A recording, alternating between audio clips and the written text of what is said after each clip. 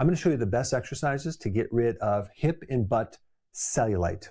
If you carry around most of your weight in your hips or your thighs and your butt, and you've tried dieting and squats and cardio and nothing is working, this video is going to help you.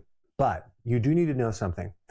Female bodies were designed to put fat more in the bottom section of their body, around their hips and their buttocks and their thighs. This is a survival mechanism related to carrying babies. It actually gives fuel to the baby and other things as well. Like there's a certain omega-3 fatty acid that's super concentrated in the hip area. So what's really going on with the lack of tone or the cellulite is not necessarily just fat. Okay, it's a combination of fat, but there's also something called atrophy, but it's atrophy of a connective tissue called fascia, which is like the wetsuit that gives a female body shape.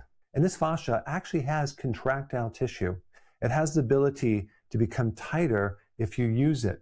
So in reality, cellulite is a combination of atrophy or a loss of protein in the muscle and deep in the muscle fibers. And so the biggest thing you're going to notice is a lack of strength in your lower part of your body. So you just need to understand it's not just a matter of losing weight, it's a matter of strengthening the muscle. And if you go for weight loss without strengthening the muscle, it's probably not going to happen because the muscle is the metabolic driver of the burning of the fat. So one of the strategies is to build up more muscle strength and replace that atrophy, which is a loss of muscle, with stronger muscle. So now you have this metabolic machine that can burn off a lot more fat in the lower extremities. And I think it'll be surprising to a lot of women to realize that this is mostly a lack of muscle and not as much about fat as they might think. Now, the glute muscles, or the butt muscle, is the biggest muscle in your entire body.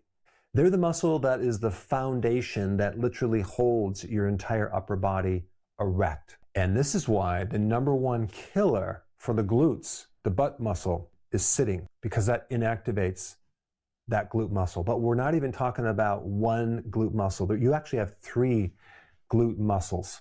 You have one that's deeper, you have a big one, and you have one on the side. And the exercise I'm going to show you involves targeting all 3 of those glute muscles. The glute muscles are just one part of an entire chain. Okay, we're going to call it a chain from your foot to your knee to your hip to your back, where all of this fascia is connected. And this is why glute exercises only target a small percentage of this problem. So we're going to build up these muscles.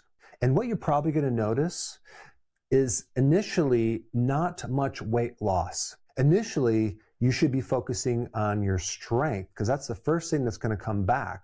Because think about what atrophy is. You're missing muscle. Muscle is actually heavier by volume than fat. So when you regain muscle back, are you going to lose more weight? Not necessarily. Your clothes might be looser, but the first thing that you want to focus on is your strength. That should be your goal initially, okay? If you're getting stronger, that means your muscles are coming back. So a lot of people ask me, what supplements do I recommend? Now, of course, I'm not biased of my own high-quality supplement line, but if you go to Amazon and type Dr. Berg supplements, you'll find more information. And of course, one of the best ways to identify if you have atrophy is just when you're sitting in a chair and you just get off that chair and you stand up. If you have difficulty with that, we know that you have atrophy. But the amount of sitting people do over the years not only causes atrophy, but it really stops the ability to activate the glutes. So this is why doing squats is not enough. And I'm going to show you the exercises to activate that muscle and really get it to change. Arnold Schwarzenegger, when he would work out, he would also use a lot of mental focus, deliberate mental focus on the muscle, visualizing a muscle improving when he worked out. Now, at first you might think, that's not going to really do anything. Well, there happens to be a study that shows that when you visually have intention and deliberately do a motion to create an effect and you focus on that, you will see significant improvements. So that's another thing I want you to do when you do these exercises. Visually picture in your mind your hips and your buttocks getting toned, getting stronger, and envision the end results of what you want it to look like. One key thing I want to mention before we get into the exercises is this is very, very important. If you're consuming higher amounts of carbohydrates, it's going to be very difficult to see changes because too much insulin from too many carbohydrates prevents the rebuilding of muscle. It keeps the inflammation high and it keeps the fat marbleized through your midsection. So you absolutely positively need to go on a low carb diet and do intermittent fasting. I would even recommend doing 1 meal a day and fasting for 23 hours if you really are serious about getting to your end result goal. All right, so now let's dive right into the exercises and show you how to do them. Let's start with this first exercise. This is called the banded clamshell. You'll take a band that's just above your knees. This is going to specifically target the outer part of your thigh and your hip. If you've never done this before, it's actually very difficult, but over a period of time, it'll be easier and easier and easier. And as you fan your knee outward, just slowly come down. You're going to be doing one side and then do the other side. But I want to just give you a quick overview of how easy this is. You're just going to be doing 4 exercises.